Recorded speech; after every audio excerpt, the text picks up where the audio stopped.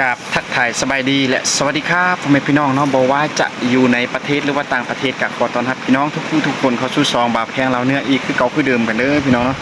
วันนี้มาพอกับพี่น้องเฮาแพงกะจะพาพี่น้องเฮาไป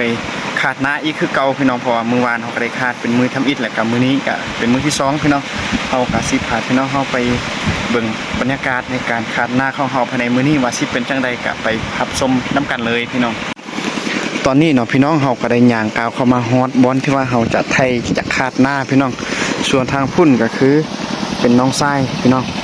กำลังที่ว่าขาดบอนที่ว่าแพงไทยป้าเนาะให้น้องทรายเป็นคนขาดเพราะว่าเพิ่นก็บ่ค่อยชำนาญเรื่องไทยปานใดเพราะว่าปีนี้ก็ถือว่าเป็นปีทำอิฐปีแรกแหกมานที่ว่าเฮาเอารถไทยมาไทยเองพี่น้องเพราะว่าแต่ละปีที่ผ่านมาก็ถือว่าเฮาได้จ้างเขาเจ้ามาไทยแต่ว่าปีนี้เฮาได้ขอรถนำพ่อแม่เฒ่ายืมพาหนะของเขาเจ้าเนาะมาใส่ไทยเองพี่น้องเพื่อลดผ่อนรายจ่ายครับเพราะว่าแต่ละปีเขาก็ได้จ้างเขาเจ้ากับเป็นเวลาเป็นรายจ่ายที่ว่าหลายสมควรพี่น้องถ้าเทียบเป็นเงินกีบกับปีหนึ่ง2-3 ล้านกีบเขากับบ่มีเนาะเขาก็จำเป็นต้องได้ขอยืมนำเขาเจ้ามาใส่พี่น้องเอาเป็นว่าบรรยากาศที่ว่าเขาจะไปในเวียกของเขามื้อนี้สิเป็นจังไดก็รอท่าเบิ่งไปพร้อมกันเลยพี่น้องเอาเนาะพี่น้องตอนนี้เนาะหลังจากที่ว่าเขาเฮ็ดเวียกมาฮอดระยะหนึ่งแล้วบังเอิญฝนสิตกพี่น้องทางหลังเขาเนาะสังเกตเบิ่งทางหลังว้าฟ้ามืดฟ้าครึมฟ้าบดอยู่พี่น้องเบิ่งฝนสิตกเนาะเฮาก็สิได้เลียนกลับไปหาบอนลบบอนพักผ่อนพี่น้อง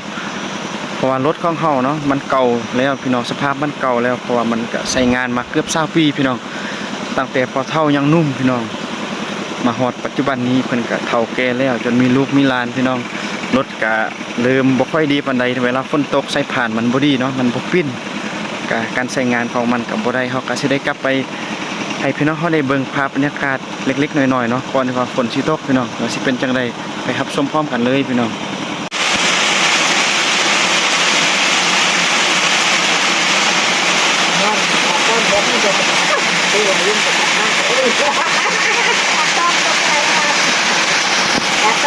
Yo la batía en una más, y yo me quedaba así.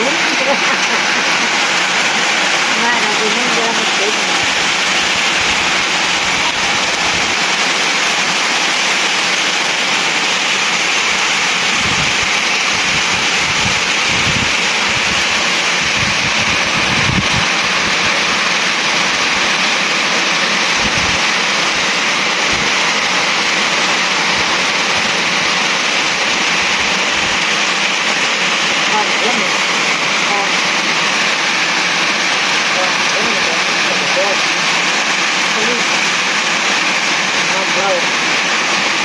ได้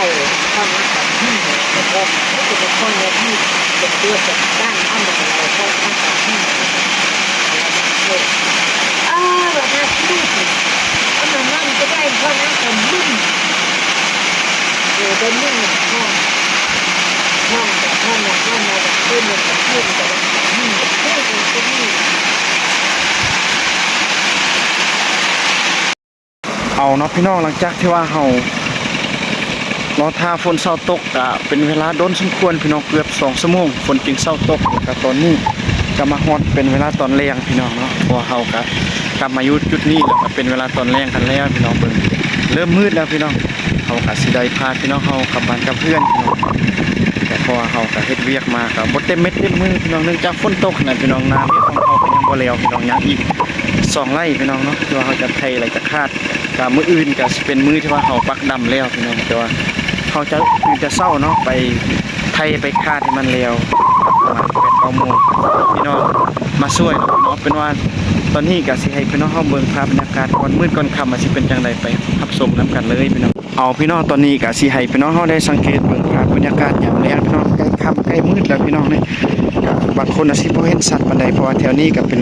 ข้าวกาที่ว่าเฮาย้ายเนาะพี่น้องเฮาไถคาดหน้าเรียบร้อยเอาข้าวกามาย้ายไว้